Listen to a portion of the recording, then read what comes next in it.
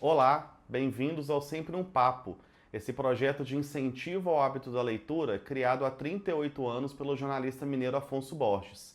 Essa edição do projeto é patrocinada pela CEMIG, pela Engea, com apoio do Itaú, via Lei Federal de Incentivo à Cultura, Lei Rouanet do Ministério da Cultura.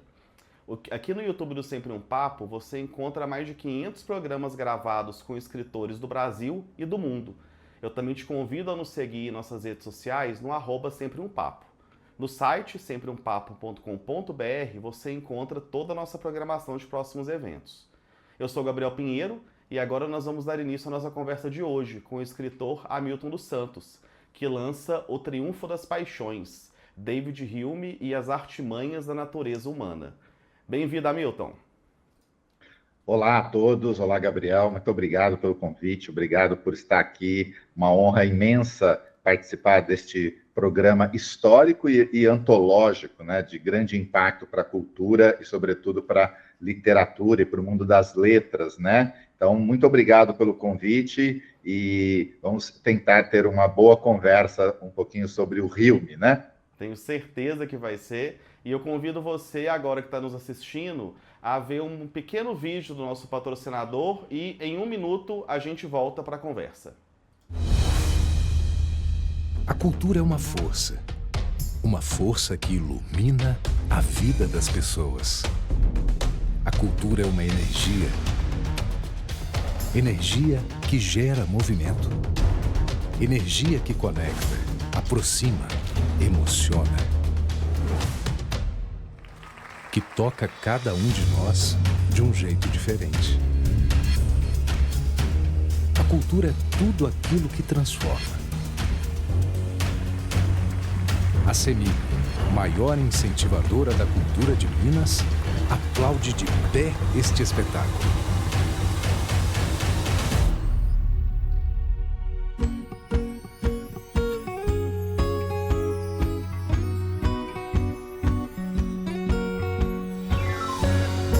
CEMIG, transformando vidas com a nossa energia.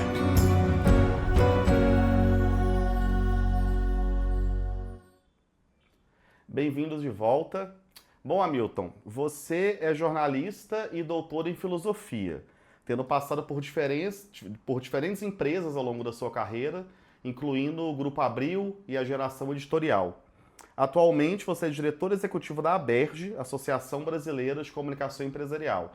Eu queria que você se apresentasse mais um pouquinho e falasse sobre a sua trajetória. Eu acho que talvez especialmente no campo da filosofia e do jornalismo, que eu entendo que talvez sejam dois pontos que se encontram muito no seu processo de escrita, nos seus interesses temáticos e na publicação desse seu novo livro. Sim, Gabriel. Bom, antes do programa ir ao ar, né, estava comentando com você que uma vez jornalista, sempre jornalista, né?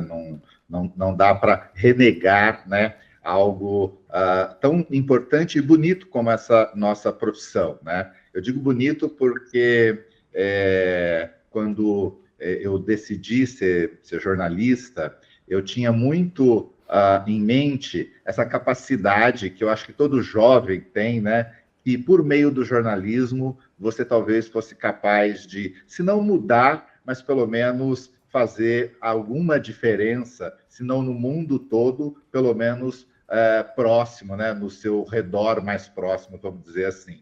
Então é com muita paixão que normalmente você começa nessa vida.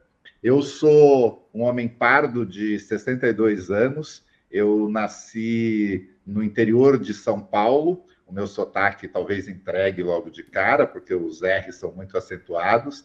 Eu nasci na região de São José do Rio Preto, ali em Guaíra, mas me criei na região de Ribeirão Preto, em Orlândia, terra que tem alguns outros, né, pessoas bastante conhecidas, né? Eu talvez seja o menos deles, mas o Eugênio Butti, por exemplo, né? O Ângelo, o jornalista, né? O irmão dele, o arquiteto, o Ângelo Butti.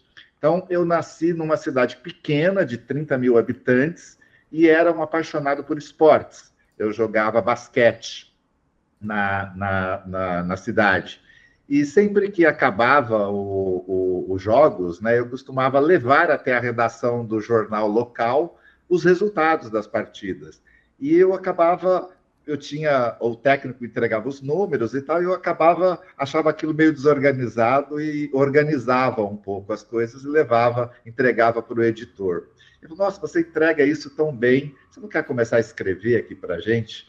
Então foi assim que, ali pelos 16 anos, eu comecei, né, a escrever para o jornal e comecei cobrindo cidades, digamos assim, né, desde dos assuntos ali policiais, né, até os assuntos de economia, mas muito focado em esporte e literatura. Inaugurei no jornal uma seção de livros, né, e eu me recordo até hoje, quando as editoras, eu escrevia para as editoras pedindo, né, os livros, e quando chegavam os livros assim, era uma festa. E assim minha carreira se deu, né, para encurtar. Eu acabei fazendo a Casper Libero, muito cedo eu entrei na Folha de São Paulo, trabalhando ali na área de ciência e tecnologia, trabalhando também na Ilustrada, depois saí, passei um período trabalhando em marketing, até que finalmente eu fui para o estado de São Paulo, onde, digamos assim, fiz uma carreira mais longa no jornalismo, tendo sido editor de livros, né, do Caderno 2, do Estado de São Paulo, e do suplemento Cultura também, durante algum tempo. Depois eu saio de lá, vou para a editora Abril, e aí é muito interessante que eu passo a trabalhar dentro do RH, onde estava a área de comunicação, e eu assumo o jornal interno, logo eu acabo assumindo toda a área, e até me tornar diretor de treinamento e desenvolvimento, e assumir ali na minha área o curso Abril de Jornalismo, o lendário curso Abril de Jornalismo, né? Um curso que teve diretores como o Alberto Dines, né, a Marília Scalzo, o próprio Eugênio Butti, né, o Matina Suzuki, foram diretores desse curso. E antes, né, que o mundo digital, digamos assim, solapasse, né,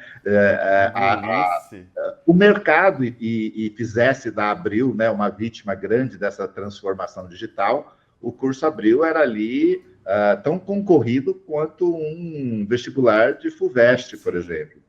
E era magnífico, porque foi ali, né, como diretor do curso Abril, que a gente começou a pensar muito na questão de diversidade, porque o jornalismo era basicamente feito aqui, o jornalismo, né, das revistas da Abril, por jornalistas de São Paulo e, no máximo, do Rio de Janeiro, né? Alguns de Minas Gerais, né? Você já tinha uma tradição grande, mas a gente começou a focar muito, olha, já que a editora, né, já que a Abril quer ser nacional, nós temos que buscar jornalistas no país inteiro.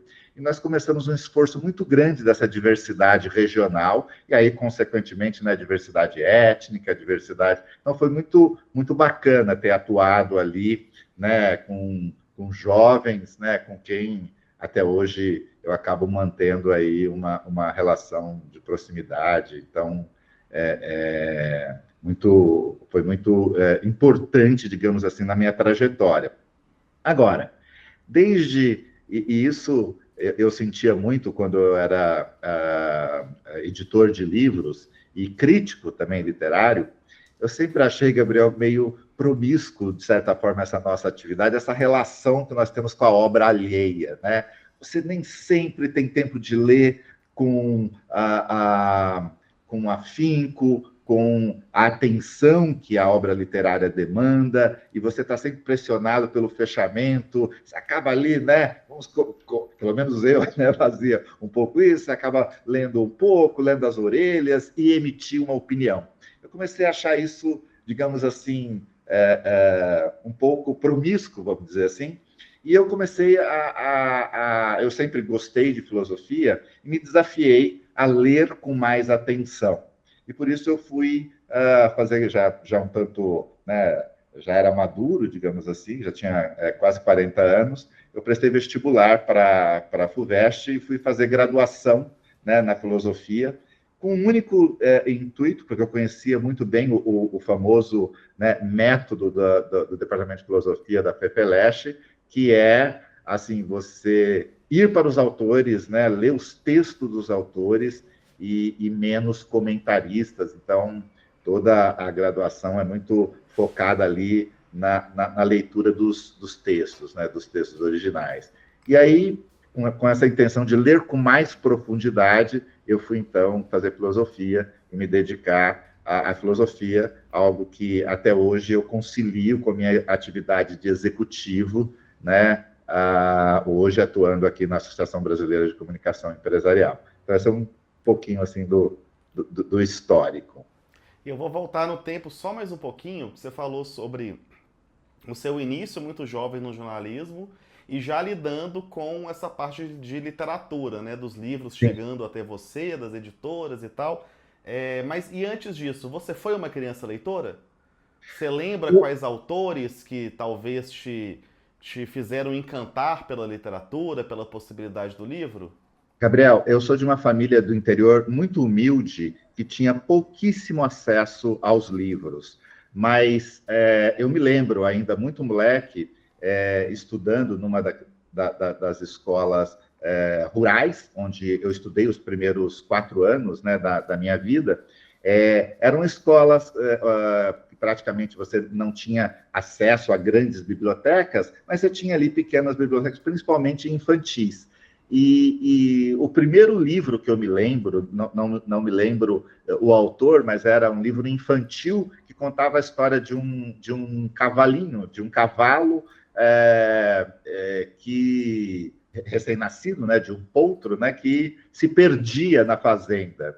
E eu me lembro com muita clareza, né, das imagens que eram, na verdade, só legendas, né, o texto, e a história se contava por meio de um desenho, né, de uma ilustração, né?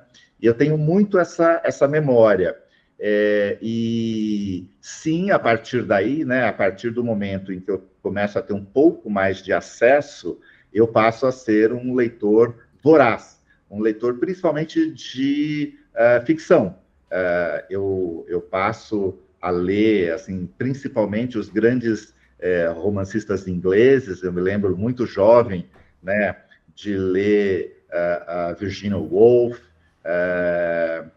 Alguns filósofos já começaram a me interessar, como, por exemplo, Locke, que eu acabei lendo jovem. Então, isso foi muito gradual, assim, né? O meu acesso ao livro, devido à minha condição, ele foi modesto, né, no começo, e ele vai aumentando à medida em que eu ia me profissionalizando, né, enfim, tentando ganhar a vida, digamos assim. Ah, legal. Eu quero te pedir, assim, fala pra gente um pouco sobre esse seu novo livro, que é um projeto e tanto, assim, né, no que ele se propõe. Porque eu acho que mais do que refletir a obra do David Hume, desse filósofo que é tão conhecido, que é tão celebrado nos últimos séculos, você traz esse pensamento dele como uma ferramenta para pensar o hoje, não é? Você não só foca no momento onde ele escreve e no que ele produz, mas você traz para a atualidade para pensar esse mundo que a gente vive atualmente. Sim, eu procuro de fato, né, se na FEFELESH, na USP, você atualizar um filósofo é meio uma blasfêmia, assim, né? A maior recomendação é que você o leia, né, no contexto do seu tempo, e que não se atreva muito a tentar atualizá-lo. Mas o caso do David Hume, ele é muito especial e sui generis. Eu confesso que, depois que eu acabei a graduação em filosofia, eu tinha uma tendência e um certo desejo de estudar Kant, Immanuel Kant, sobretudo estudar a crítica do juízo, né? Mas o meu alemão não dava, e estudar um filósofo sem o conhecimento da língua em que ele escreveu é bastante complexo. E eu sabia, por ter, digamos assim, né, um background ali, né, uma filiação com literatura, com cinema, que o meu veio, a minha vertente na filosofia seria a estética, né? E tinha um professor da graduação que dava estética, com quem eu falava, e que dava os alemães, e que naturalmente dificilmente iria me aceitar estudando um autor que eu também já gostava muito, que era, né, o David Hume, que de certa forma rivaliza, vamos dizer assim, com Kant, porque é o Kant, né, que diz que foi despertado do seu sono dogmático pelo David Hume, né? Cuja filosofia tem uma força tal que o teria despertado, e podemos falar um pouquinho mais dessa força. O fato é que eu acabei fazendo o meu mestrado estudando esse filósofo escocês, né, nascido em 1711 e morto em 1776, pelo viés da estética, né? Acontece que, via de regra, os filósofos, ao comporem os seus sistemas, eles têm ali a sua teoria do conhecimento, a sua política e a sua estética. O Hume, para o meu azar, não tinha uma estética, né? O Hume não produziu, digamos assim, uma estética propriamente dita ou no rigor da palavra. Entretanto, entre os seus ensaios, um deles, chamado Do Padrão do Gosto, é um dos ensaios, e se tornou um dos ensaios, digamos assim, mais que dá pano para manga, porque ele tenta, nesse ensaio, discutir, partindo do fato de que o senso comum, quando diz assim, gosto não se discute, está certo quando ele diz isso. Mas o Hume vai falar, bom, entretanto, embora esteja certo, né, o que nós vemos são padrões de gosto. O senso comum acaba formando esses padrões do gosto. Então, quando você diz, né, que o gosto não se discute, você está dando, de certa forma, uma má notícia, porque você está relativizando, né, a possibilidade, né, de um gosto universal. Você está negando e, portanto, você está, né, tendo uma atitude cética, né, em relação ao gosto, ou seja, seria impossível você, então, vencer a subjetividade do gosto e criar, né, um gosto universal. O Hume fala, bom, mas, no entanto, a nossa natureza procura um padrão de gosto. Haja vista, né, o que a gente só olhar para o nosso redor e vamos ver como é que se chegou a um padrão como Homero, por exemplo, como Fenelon e outros, né, Addison e outros autores, né, da época dele. Então, ele diz, não, um padrão de gosto, se não é possível você ter um universal, um gosto universal, você tem padrões, né? Então, eu acabo trabalhando esse ensaio no meu mestrado, antes de me envolver um pouco mais com o Hume e escrever esse livro sobre que eu denomino O Triunfo das Paixões, que é o resultado do meu doutorado. Bom, por que o triunfo das paixões, né? O que eu estou querendo dizer com isso? E aí, Gabriel, se você me permite, a gente precisa conversar um pouquinho sobre Hume, né? Claro. O Hume, ele é um filósofo, e, aliás, um filósofo bastante complexo em todos os sentidos, sobretudo no sentido da sua atualização, da sua da aproximação que nós podemos fazer em relação a ele nos tempos atuais, porque em 2022 ele ficou bastante conhecido por ter produzido, num dos seus ensaios, uma nota de rodapé visivelmente racista.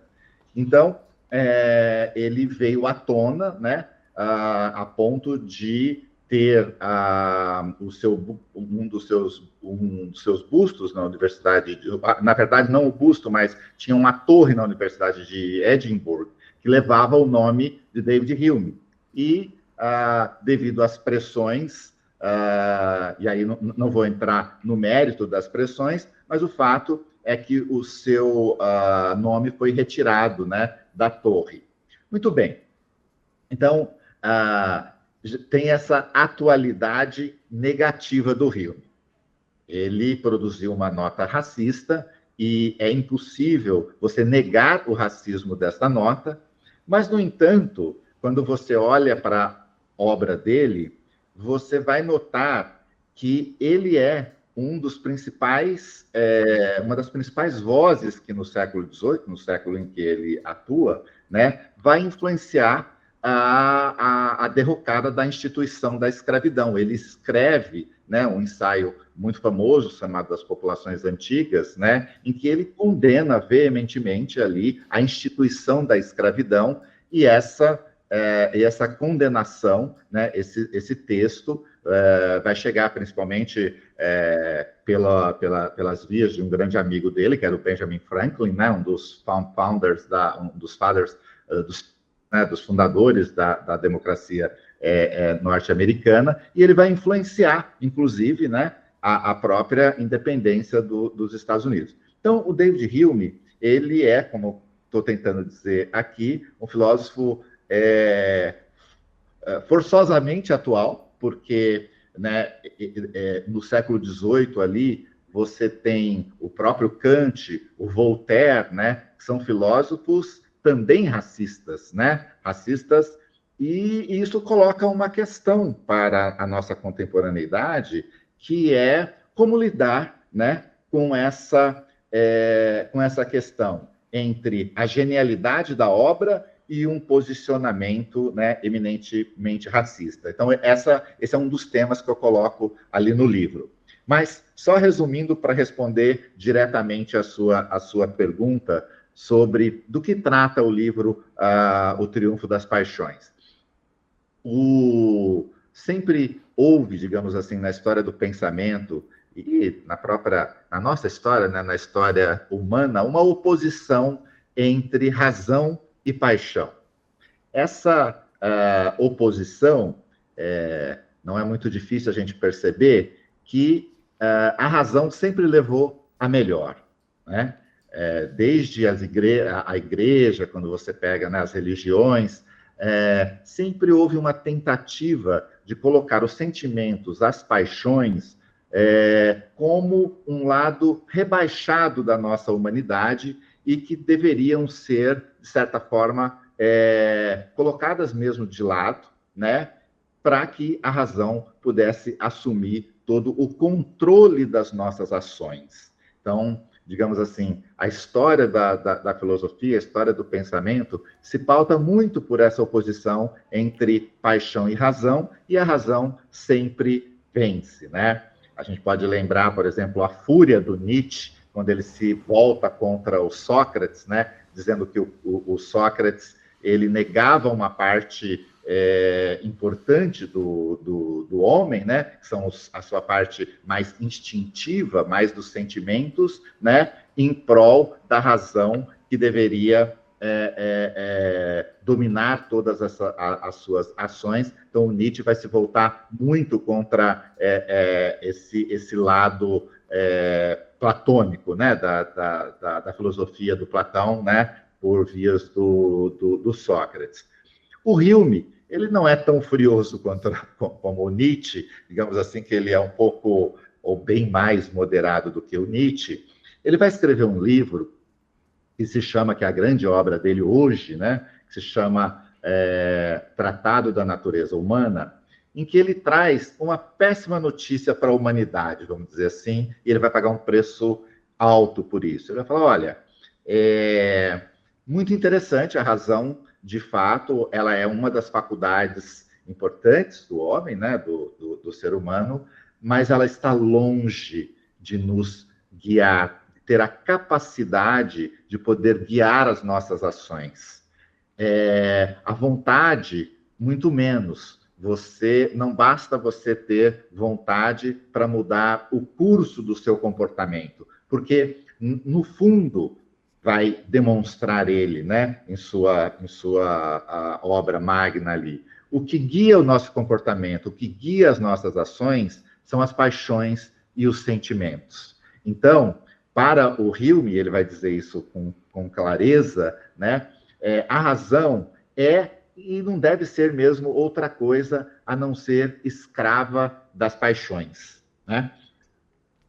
Essa formulação, ela é bastante chocante para, digamos assim, o mundo intelectual, o mundo da filosofia e principalmente para o senso comum. Ora, se você pega no mundo da filosofia o que queriam os estoicos, né? O que propunham os estoicos, que, aliás, está muito em moda, né? Ultimamente, tem muitos livros aí sobre o estoicismo, né? Agora, a Flip discutiu, né, o estoicismo.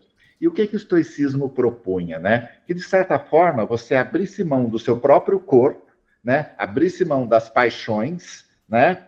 E deixasse e fizesse com que a razão, né, pudesse nos guiar. Então, você deixa de lado o seu instinto e se deixa guiar pela razão. O que o Hume vai fazer é uma pergunta bastante simples. A natureza humana, ela autoriza a gente deixar de lado as paixões? É possível a gente deixar simplesmente de lado as paixões? Ele vai responder, evidentemente, que não.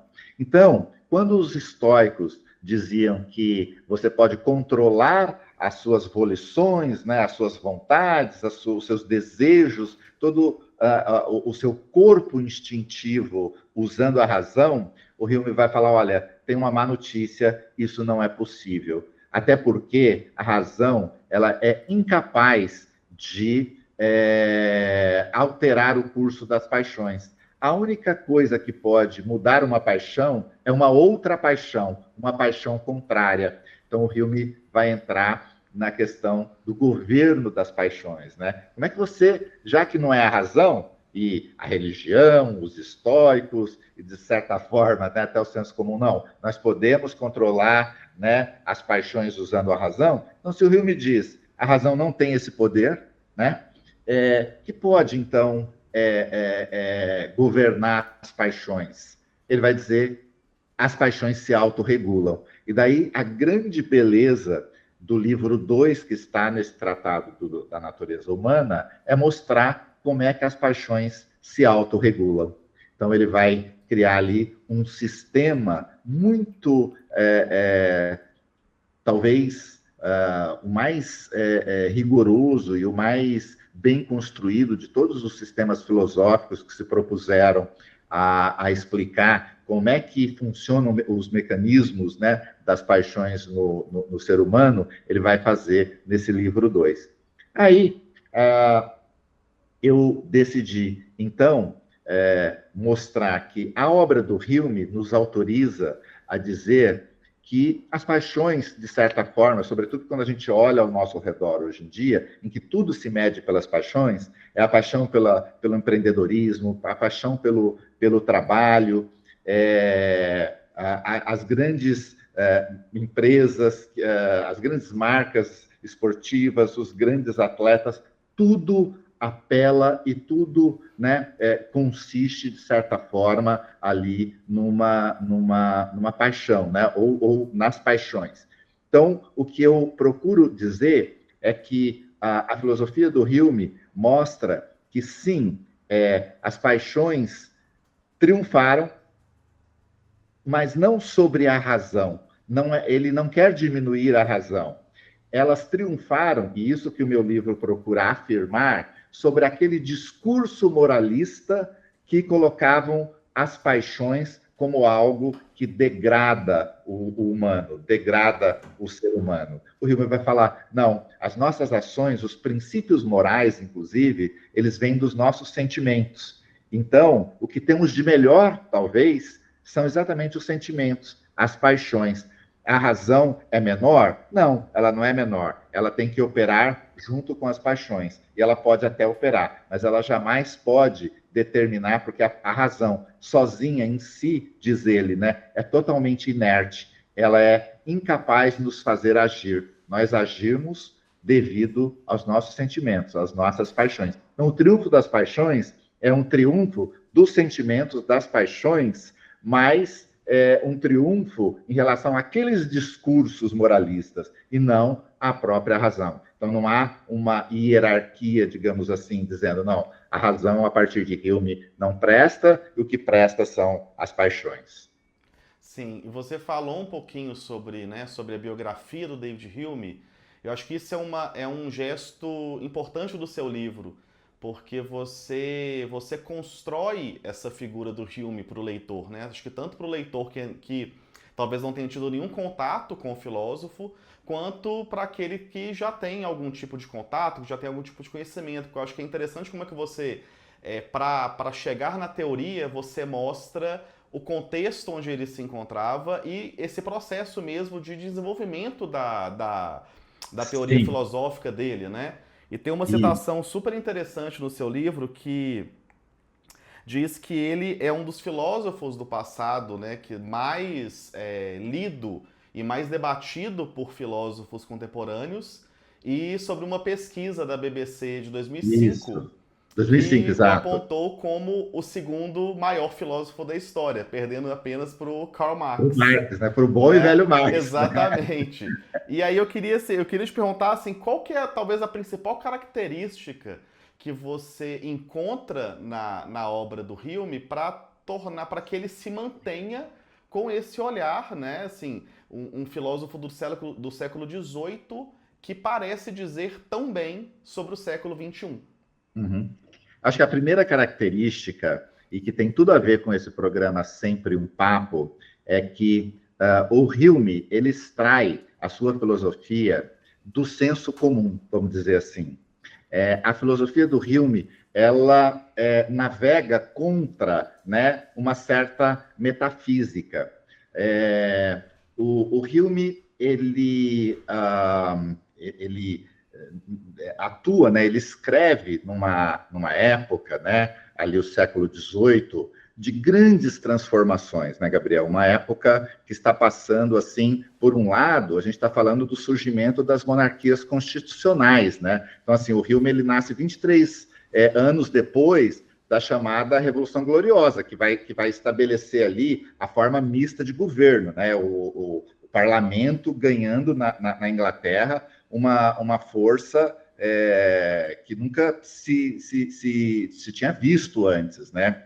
Um outro eixo importante dessa transformação era, assim, o século XVIII foi ali a antessala, a gente pode dizer assim, da Revolução Industrial, né? Então, você tinha o Império Comercial Britânico, né? As novas indústrias, as técnicas, você tinha um novo arcabouço fiscal e financeiro, e, sobretudo, você tinha uma revolução nas ciências, né? Você tinha o Newton, né, com o seu método experimental, e você tinha o iluminismo em curso, né? Portanto, você tinha também uma agitação cultural muito grande, né? Você tinha na educação, nos costumes, né? Vamos dizer assim que a gente estaria falando do que eu chamo de as franjas ali do iluminismo, né? Agora, a obra do Hume ela vai dialogar com todos esses eixos e com uma escrita que vai primar pela clareza e pela boa literatura. Ele é obcecado por escrever bem e fácil, né? Ele vai dizer que existe dois tipos de filosofia, né? Uma filosofia abstrusa, que é aquela filosofia que vai se entregar, né, cujo filósofo se prende dentro de um quarto e vai buscar a causa final, então, até chegar, né, na causa suprema, que seria Deus, né, digamos assim. Então, são filósofos que constroem sistemas e esquemas para provar a última causa, né, digamos ali. O Hume vai falar, bom, Por outro lado, você tem uma filosofia que ele vai chamar de easy, né? Uma filosofia fácil, que nasce, né, do dia a dia, que nasce ali, né, preocupada com, digamos assim, o desenvolvimento moral, né, da humanidade. Ele vai, inclusive, criar uma metáfora muito interessante, que ele vai falar, essa filosofia abstrusa, ela pode ser vista e representada ali como sendo obra de um anatomista, né? E a filosofia easy, né, a filosofia fácil, como sendo a obra de um pintor.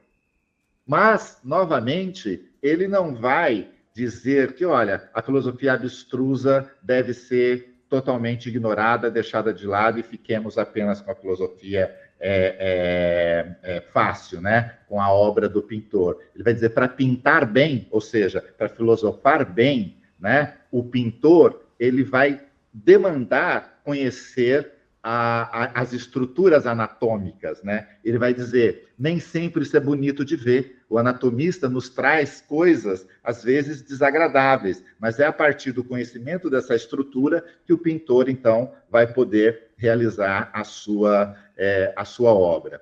Então, o Hilme, ele tem uma preocupação tão grande com o escrever bem, que ao lançar, né, em 1739, os dois primeiros livros, né, do Tratado da Natureza Humana, recém-chegado da França, onde ele passa 2 anos ali estudando e conhecendo um pouco o mundo francês, ele lança os 2 primeiros volumes e espera, né, um impacto muito grande do livro. Em 40, um ano depois, ele lança o 3º volume, coloca tudo num único volume e continua esperando. E a recepção é pífia. A recepção não vem.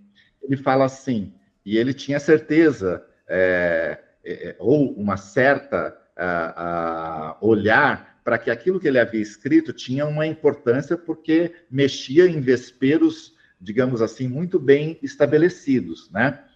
Que vesperos eram estes, né? O livro, o Tratado da Natureza Humana, vai desmontar, né, todo o argumento do racionalismo, né? Ele vai mostrar que o modo como a gente conhece, né, é pela experiência. Nesse sentido que ele vai dizer do Tratado da Natureza Humana, é uma tentativa de aplicar o método experimental do Newton na filosofia moral. Então, ele vai ser visto como um cético em primeiro lugar, porque justamente ele vai fazer, né, um ataque muito ferrenho à razão, né? Esse ataque no livro ele é ilustrado, né? Normalmente é bastante comum a gente lançar mão desse exemplo, o famoso exemplo da bola de bilhar, né? Do jogo de bilhar. Ele vai dizer assim, olha, quando nós vemos uma tacada de bilhar, a bola A batendo sobre a bola B, e quando a gente vê que a bola B se move, né, nós costumamos achar que a nossa razão seria suficiente e capaz para definir e justificar a ação da bola B, o impacto da bola A sobre a bola B. Ou seja, eu sei que a bola B vai se mover porque, pela minha razão, eu poderia ter chegado facilmente a essa conclusão. Ele vai dizer, sinto muito, a razão não tem esse poder, você só sabe que a bola B se moveu porque você viu uma vez, porque você experimentou. Então, ele vai dizer, o hábito é mais forte, inclusive, que a razão. E essa é uma conclusão muito cética sobre a razão, e ele vai ser visto como um filósofo, né, extremamente cético. E, evidentemente, as consequências vão chegar, né, nas vias ali da religião, principalmente, né, da religião, e negar a razão, digamos assim, no século XVIII, não era algo, né, muito fácil de fazer, num momento que você tinha, né, que havia te precedido Hobbes, por exemplo, né, com o seu Leviatã, né, o próprio Mandeville, E negar a razão, digamos, era algo muito forte, impactante. Mas o livro é pífio, ninguém quase nota o livro. Em vez de culpar o público, em vez de culpar a audiência, ele vai dizer, não, o problema é meu, que não soube escrever direito. Ele vai, então, refazer o livro.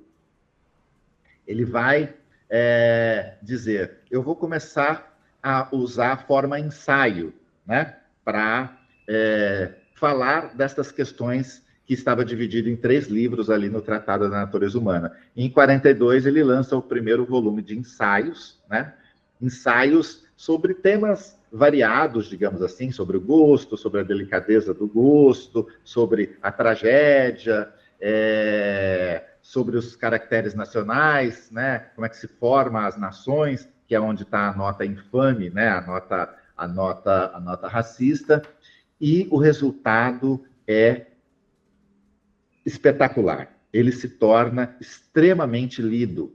E a característica principal dos ensaios é a facilidade com que você os lê.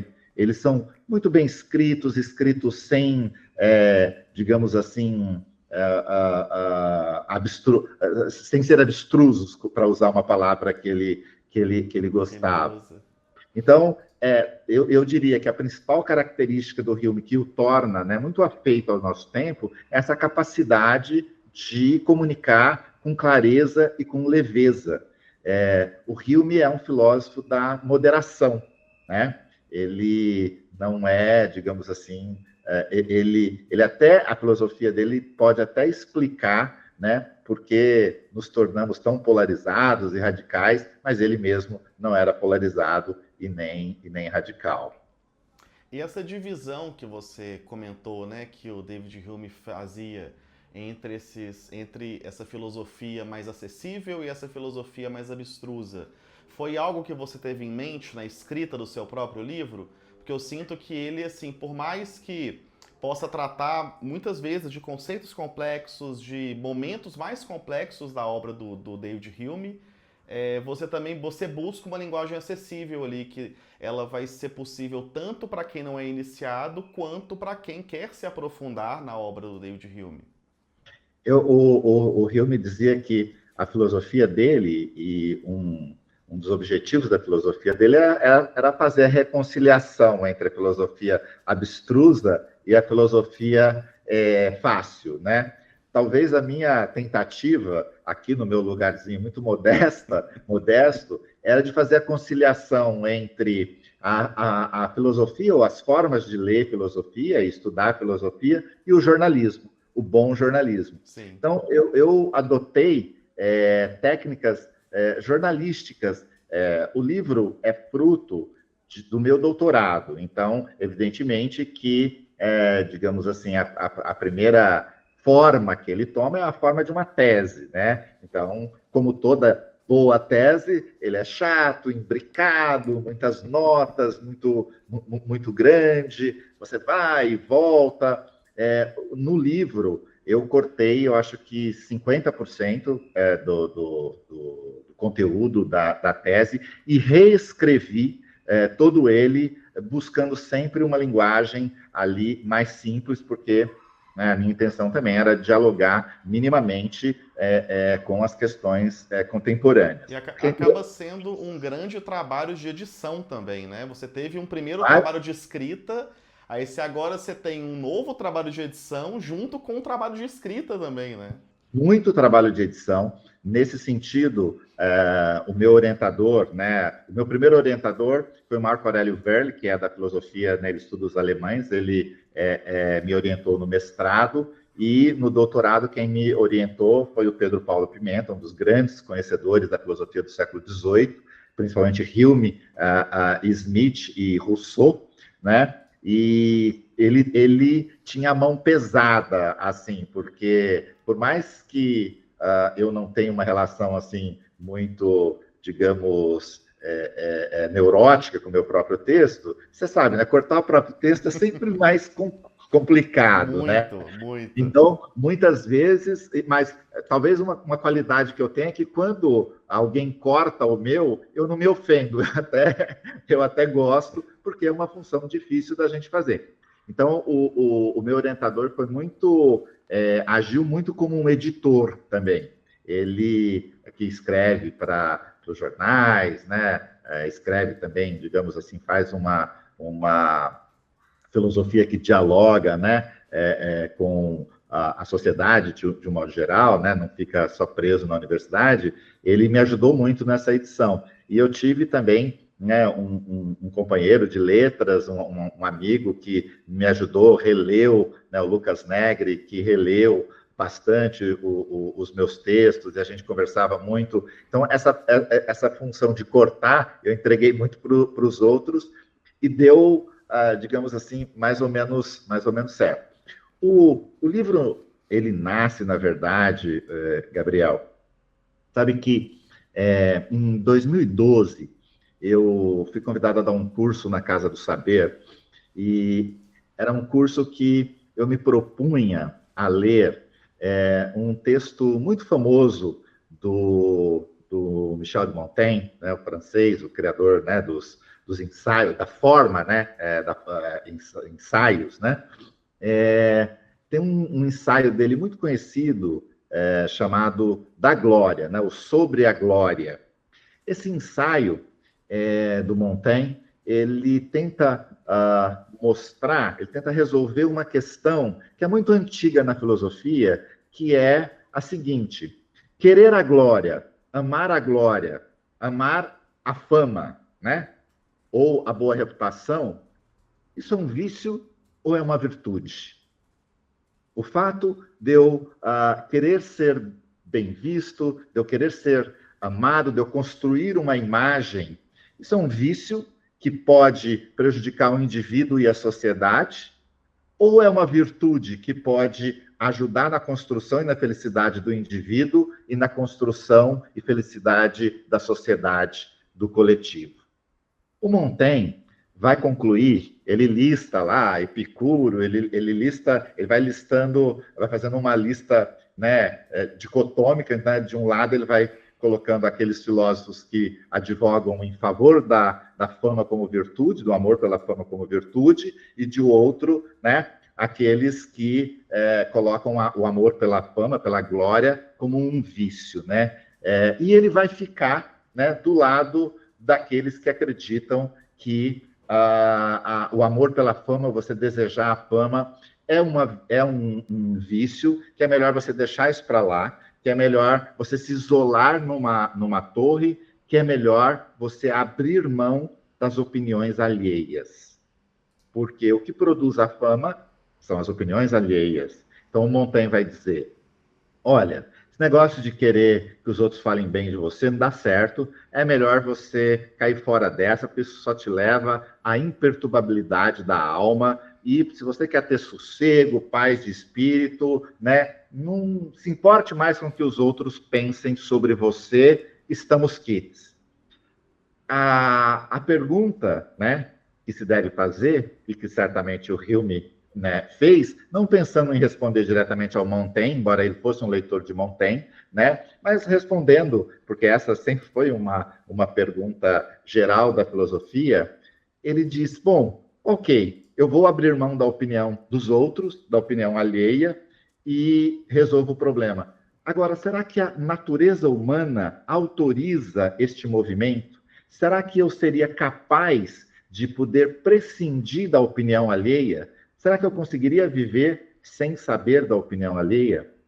O Hume vai concluir que não, que aliás, a opinião alheia uma das paixões, né, mais motivadoras, inclusive, das outras paixões. Ele vai falar, né, o nosso nome, o nosso caráter, eles são de extrema importância. Mesmo, né, a outras virtudes, como a beleza, a riqueza, né, elas não teriam o valor se não são secundadas pela opinião alheia. Então, não adianta eu ser rico se eu não contar para os outros que eu sou rico, e se essa minha riqueza não tiver o aval da opinião alheia. Ou não adianta eu ser belo ou ter uma relação com o belo se esse belo não é secundado, não é considerado. Então o Hume vai falar, a natureza humana não permite que eu possa abrir mão da natureza humana.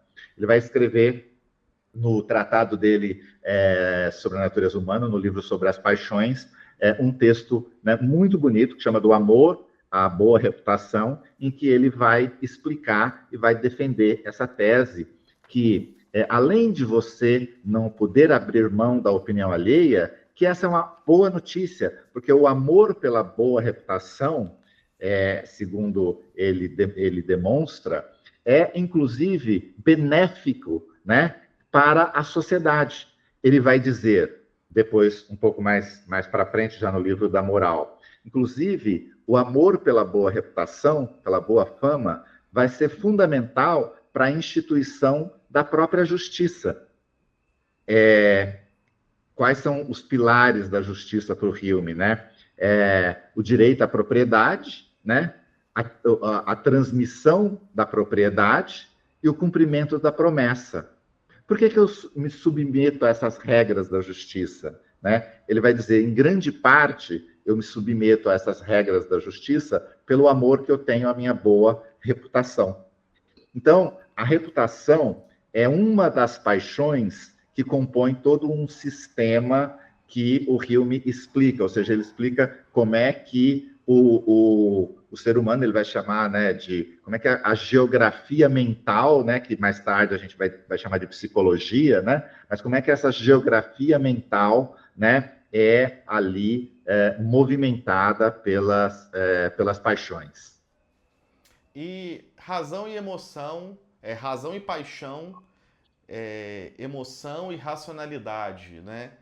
Forças opositoras ou forças complementares? Como é que você vê, né, estudando a obra do David Hume, assim, como é que a gente se divide entre as duas ali? Como é que esse campo é de repulsão ou é de atração? Uma precisa da outra para sobreviver? Sem dúvida, uma precisa da outra para sobreviver, e o Hume, né, deixa isso muito claro, né? E enquanto, se por um lado, né, as paixões se autorregulam, elas se modulam, digamos assim, né? Então, quando o Hume diz assim, bom, se você se excede, né, numa paixão, então vamos pegar a paixão da qual nós estamos falando aqui, que é o amor pela fama, né? O amor pela boa reputação.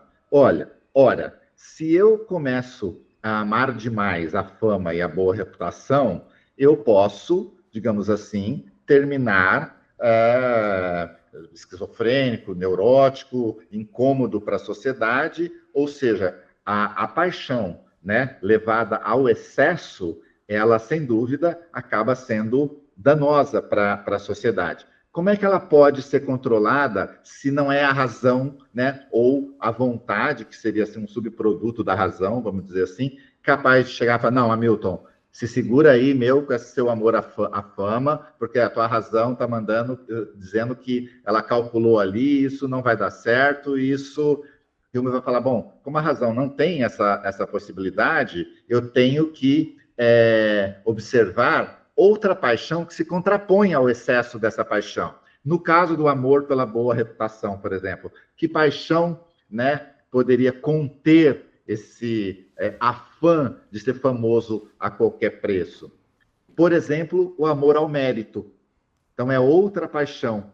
Então, o Hume vai dizer, né, no texto dele, se você elogia um soldado, por exemplo, como sendo um bom poeta, esse elogio não vai ter efeito para esse soldado, porque ele quer ser elogiado por outros méritos, né? Pelo manejo que ele faz do espadachim, do tiro, mas não como poeta. Então, veja, Gabriel, que interessante. Então, a paixão, ela tem, a opinião alheia, né? Ela tem que, o elogio, no caso, a gente está falando do amor pela boa reputação, ele tem que coincidir com a minha própria opinião para que eu possa obter né, uma satisfação plena desse elogio. Então, esse é um modo pelo qual, né, uma paixão regula a outra quando elas, né, se opõem. Vê que a razão ali não está agindo. Mas a razão, ela pode funcionar como uma força que oferece os meios para controlar ou para governar suas paixões. No livro, eu cito um exemplo que é o do Canto das Sereias, né? É uma passagem, né, famosa da Odisseia, né, em que Ulisses, né, advertido por Calíope, né, fica sabendo que é melhor ele não se aproximar das sereias e muito menos ouvir o canto delas, né? Mas a curiosidade, que é uma das paixões, né, é uma paixão muito forte, o leva a querer ouvir o raio do canto das sereias. Ele resolve que ele quer ouvir, mas ele sabe que se ele o fizer, ele será morto, porque esse é o destino, né, de quem ouve o canto das sereias. Enlouquece até morrer. Bom, o que Ulisses faz? E aí a gente conhece bem o episódio, né? Ele dá um jeito de se amarrar no mastro do navio, da embarcação, né? Para então poder se aproximar até as sereias, ouvir o canto e não enlouquecer, não se debater, né? Mas tem um problema. Qual é o problema? Que move a embarcação são os barqueiros, são os remadores. Ele, então, faz o quê? Ele é levado a colocar cera no ouvido de todos os remadores, de modo que eles não vão ouvir o canto da sereia, porque se ouvissem, eles enlouqueceriam e o barco viraria. Então, ele coloca a cera no ouvido dos remadores, os remadores vão, ele passa, ele ouve o canto da sereia, se debate ali um pouco, mas nada acontece. Qual é a faculdade que o ajudou a realizar a paixão? A razão. A razão, né, foi, digamos assim, demonstrando as possibilidades que ele tinha para evitar, né, o confronto e a morte. Então, é nesse sentido, aliás, que o Hume vai dizer que a razão ela é e deve ser mesmo uma escrava das paixões, né? No sentido assim, a razão ela está ali para servir as paixões, de modo que as paixões não nos leve à insanidade, à loucura, né? Tanto individual como na sociedade. Então, esse é um aspecto claríssimo, né, na filosofia do Hume, que, repito, né, ele não está colocando ali a razão subalterna no sentido de que ela não tem importância. Não, mas ela tem que agir porque ela é uma força importante ali para as paixões. De resto, as paixões se autorregulam, né? O Hume tem uma questão interessante que ele começa a tentar dizer, né, desenvolver nos ensaios, né, questões que ele desenvolveu no tratado e que não foi bem recebido, né? Então, no ensaio famoso dele sobre a tragédia, por exemplo, sobre, né, a tragédia grega, né, o teatro, né, o teatro grego, ele vai falar um pouquinho dessas oposições, assim, como uma paixão tempera a outra, né? Então ele vai falar assim, um amor não sobrevive sem um pouquinho de ciúmes. Mas se o ciúme for exagerado, né, o amor acaba, e ele vai dizer também, um pouco de ausência ajuda no amor, né? Então, assim, se eu ficar um pouquinho sem ver a minha namorada, a minha esposa, isso vai aumentar o amor que eu tenho por ela. Entretanto, cuidado, senhores amantes, se você ficar muito tempo, né, se você confiar demais na ausência como um remédio, o tiro pode sair pela culatra, porque o Hume vai dizer também o seguinte, o ser humano tem uma tendência muito grande a se habituar, né? O hábito até remontando um pouquinho a Aristóteles, né? É uma espécie de segunda pele. Eu acabo me acostumando com a ausência. E, portanto, eu vou detonar, digamos assim, aquele amor. Então, note, né? Hoje se fala muito, Gabriel, em gestão das emoções, né? No LinkedIn, você abre o LinkedIn, as empresas, né? Está todo mundo falando ali da gestão das emoções. Ótimo, né? Agora, como se faz essa gestão, né? Como é que você...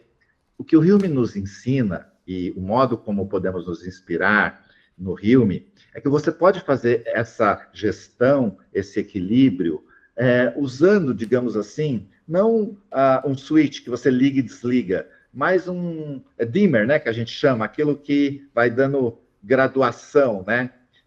Então você vai modulando, né, as paixões. Por exemplo, hoje em dia, quando a gente olha para a internet, qual que é uma das grandes paixões humanas, né? Uma das grandes, né, as paixões, o desejo de liberdade, talvez seja uma das paixões mais fortes que a gente tem. No entanto, quando a gente quer liberdade total na internet e a gente vê que o nosso filho pode estar sujeito a atitudes pedófilas e etc., qual é a outra paixão que vem à tona, que se contrapõe à liberdade? A paixão pela segurança. Sim. Né?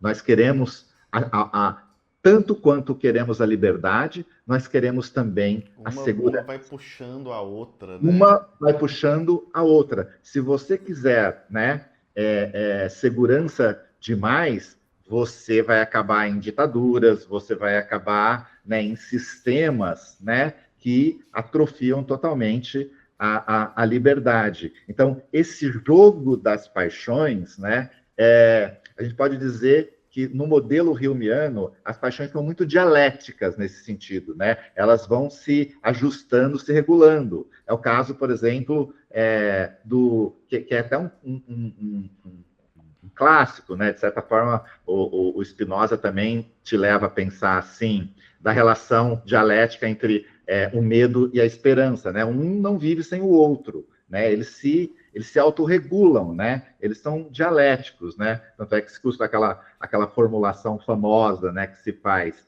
né? Quem tem medo, né, espera que aquilo que teme não ocorra, né?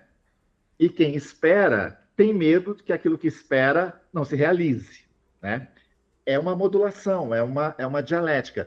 E isso está muito próximo do sistema do Hume. Evidentemente, não é assim, né? Esses pares não são assim tão perfeitos em todo o sistema, mas, via de regra, eles funcionam dessa forma. Bom, Hamilton, a gente está caminhando para o fim da conversa e, assim, eu realmente não vi o tempo passar, né? Assim, de tanto te ouvir, poder aprofundar mais, assim, na obra do Hume, mas tem mais uma coisa que eu queria muito te ouvir falar sobre, que são outros dois conceitos que me parecem muito importantes na obra do filósofo e no seu interesse nesse livro novo, que são os conceitos de reputação e simpatia, que eu acho que, especialmente pensando para esse tempo contemporâneo, né, onde essa exposição da nossa intimidade e uma exposição da nossa vaidade também é algo cada vez mais frequente, mais constante, esses dois conceitos, eles me parecem essenciais para pensar no homem hoje em dia, não é? A ideia de reputação e de simpatia, como que elas se contaminam ali para a gente criar de certa forma, essa persona que a gente projeta para o mundo. Seja nas relações interpessoais ou sobretudo, eu acho, hoje, nas redes sociais, né? Nessa persona mediada pelas telas. Perfeito, Gabriel. A gente então pode, né, finalizar com essa noção. A simpatia, o Hume, ele estabelece ali, né, a geografia mental, a mente humana, tendo ali suas diversas faculdades, né? Tem lá a razão, tem o entendimento, tem os sentidos, né? Tem a imaginação, tem as paixões, que ele chama de faculdades, né? E ele vai dizer que que não é propriamente uma faculdade, né, como a razão, como a imaginação, mas um princípio da natureza humana que opera, né, para unificar ou para fazer operar todas essas faculdades, que ele chama de simpatia, né? Simpatia é, para o Hume, a comunicação dos sentimentos. É a forma, né, que o ser humano tem de experimentar o sentimento alheio. E essa experiência do sentimento alheio, ela não é gratuita e aleatória. Ela obedece a certas regras. Ela obedece a algumas regras, inclusive regras ali da imaginação. Então, como é que um sentimento do outro me é comunicado? Ora, se normalmente, o Hume vai dizer, quase como um contágio, é pelos signos externos. Então, uma pessoa que se entristece é um signo, né? Uma imagem que é transmitida a mim e eu vou receber aquela impressão, eu vou receber essa informação, né? E isso vai me aproximar do sentimento ou da paixão, né, dessa pessoa. Isso acontece muito, por exemplo, quando, não sei se você tem filhos, mas quando você vai ver o seu filho jogar um futebol, por exemplo, você quase que faz o movimento que ele chuta, se ele erra, você faz um movimento. O Adam Smith, que também, né, um grande amigo do Hume, e que no seu Teoria dos Sentimentos Morais vai falar muito sobre a simpatia, ele usa o exemplo, né, de quando você tem a ferida na perna de uma pessoa, que você toca na própria perna, né? Então, a simpatia, grosso modo, ela é a forma como os sentimentos dos homens se comunicam entre si. Agora, para que isso possa ocorrer, eu preciso do quê? Da interação. Eu preciso ver outros homens, certo? O que anda acontecendo com a gente hoje? Anda acontecendo isso.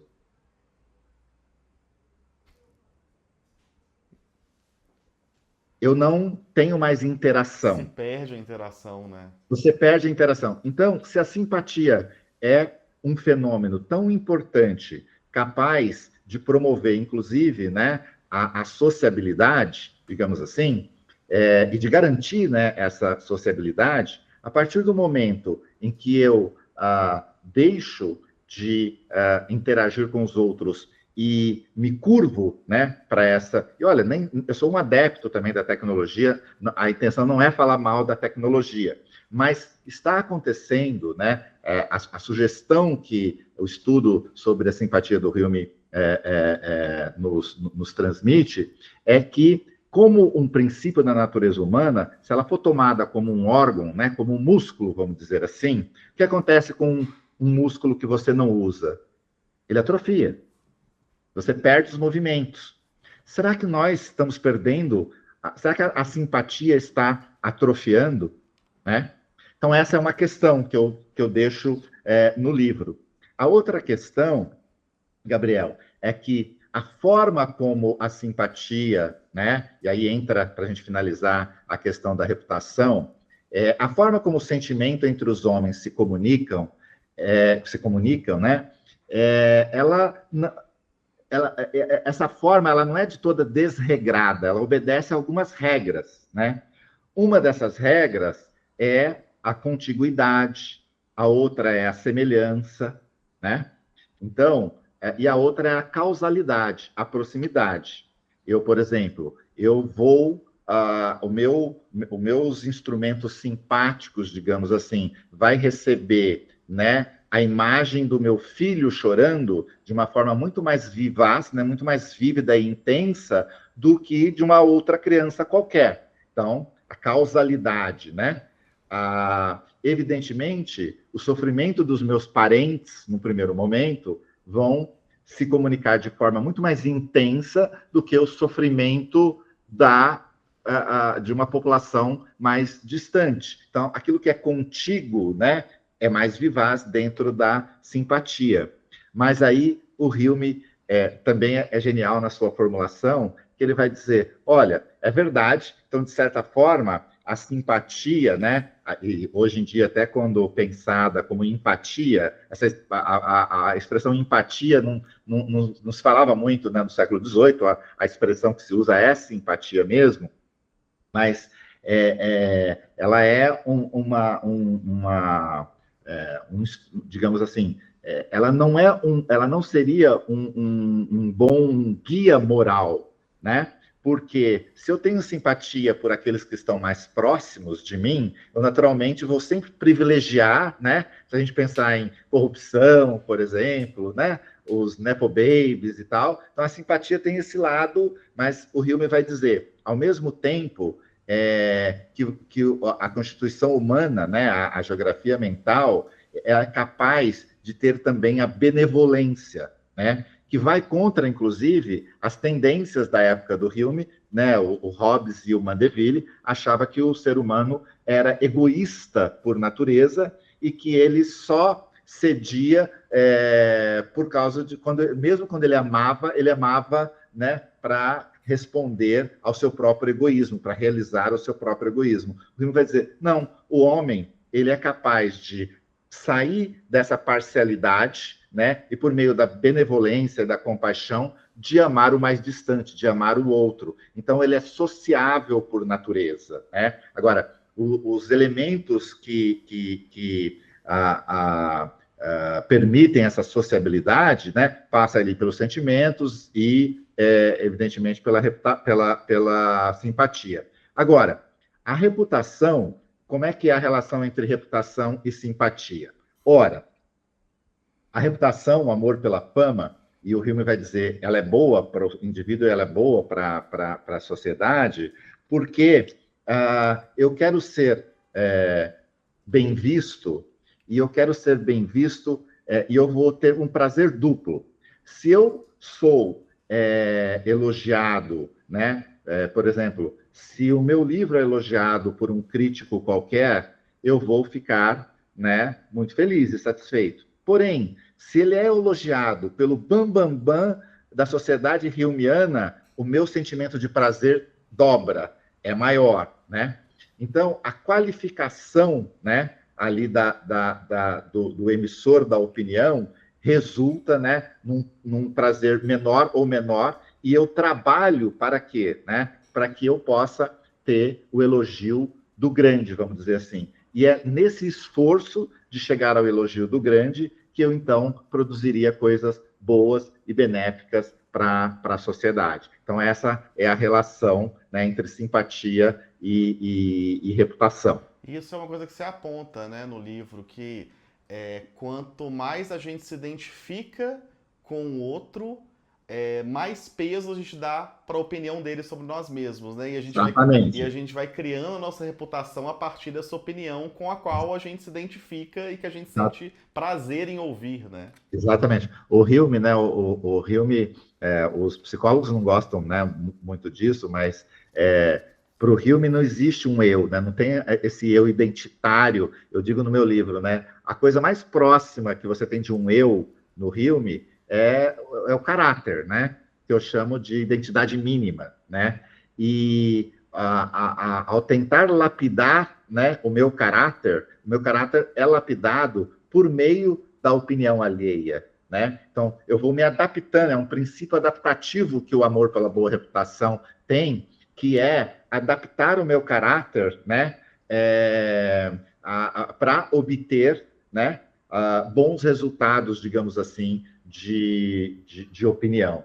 Isso, de certa forma, é muito bonito, porque o que o Hume está dizendo, de certa forma, é que isso é bom para a sociedade, né? Eu querer ser melhor, eu querer ser bem percebido, né? Isso contribui, né, para o desenvolvimento, digamos assim. O Hume usaria a expressão para o improvement, né? Para a prosperidade ali da sociedade. E a filosofia do Hume, ela é muito voltada, ela é muito preocupada com... Talvez ele tenha sido otimista demais, né? Ele achava que as sociedades comerciais, né, fosse, digamos assim, acabar dando um jeito na vida humana de uma certa forma, mas não foi bem isso, né? O que aconteceu. A gente se perdeu em alguns caminhos aí, né? Mas para o Hilme, a troca, né, quando ele fala comércio, ele está falando de todo tipo de comércio que seria benéfico para a sociedade. Por exemplo, né, ele vai ser um defensor árduo do comércio das palavras, ele vai ser um defensor árduo da conversação. Tanto é que, se por um lado, né, ele deixou essa mancha, na minha opinião, indelével, sobre a qual a gente não pode passar o pano, porque o que ele diz naquela nota, né, hoje seria crime, né, ele dizendo seria um crime de racismo, mas aí é a pergunta, né, como é que você lida com o Hilme e com outros gênios? Mas o Hilme, quando ele faz essa defesa do comércio, das palavras, do diálogo, da conversação, né, da conversation, ele vai dizer uma coisa muito interessante e, por isso, ele ficou, digamos assim, mais ou menos conhecido como um proto-feminista, né? Ele vai dizer que as mulheres são muito mais, né, hábeis que os homens nessa arte da boa conversação e, portanto, né, esse domínio da boa conversação, de certa forma, colocava a mulher à frente do homem e próxima de promover o bem-estar e a prosperidade. Eu costumo dizer, é interessante isso, porque não é à toa, né, que hoje você tem as melhores intérpretes da filosofia do David Hume, coincidentemente são 3 mulheres, né? Uma delas, né, a mineira Lívia Guimarães, né, que inclusive respeitadíssima na própria Inglaterra e na própria Escócia, né? A Maria Isabel Limonge, que escreveu, né, um livro belíssimo recentemente sobre o Hilme, que concorreu ao Jabuti agora, e escreveu um ensaio muito importante chamado Hilme e o Racismo, né, o racismo do próprio Hilme, né? E a outra, uma neozelandesa, né, me esqueci do nome dela, mas vou recorrer ao livro aqui para a gente lembrar, que é um nome importante. Sim, a Annette Bayer, né, que escreveu muito sobre as paixões, né, ensaios sobre as paixões. Então, o Hilme, ele é cheio de contradições, né? Ele é um gênio, sem dúvida, não é à toa que é considerado, né, o maior filósofo de língua inglesa, mas ele coloca um desafio para a gente, né, que é como lidar com a própria reputação dele, né? Sim. Bom, Hamilton, queria te agradecer por esse tempo, pela nossa conversa. Foi um prazer poder conversar, bater esse papo com você. Olha, eu que agradeço, muito feliz, preocupado de talvez ter dito muitas bobagens Não, de forma aqui, alguma, de mas forma alguma. eu sou um pesquisador, né? Não sou um filósofo, também não sou um palestrante, mas ler Hume, isso me parece cada vez mais claro, é uma forma muito interessante da gente olhar o que está acontecendo ao nosso redor, nessa fogueira digital que a gente vive hoje em dia. Maravilha, obrigado. E você que esteve conosco ao longo dessa conversa, muito obrigado pela sua presença e até a próxima.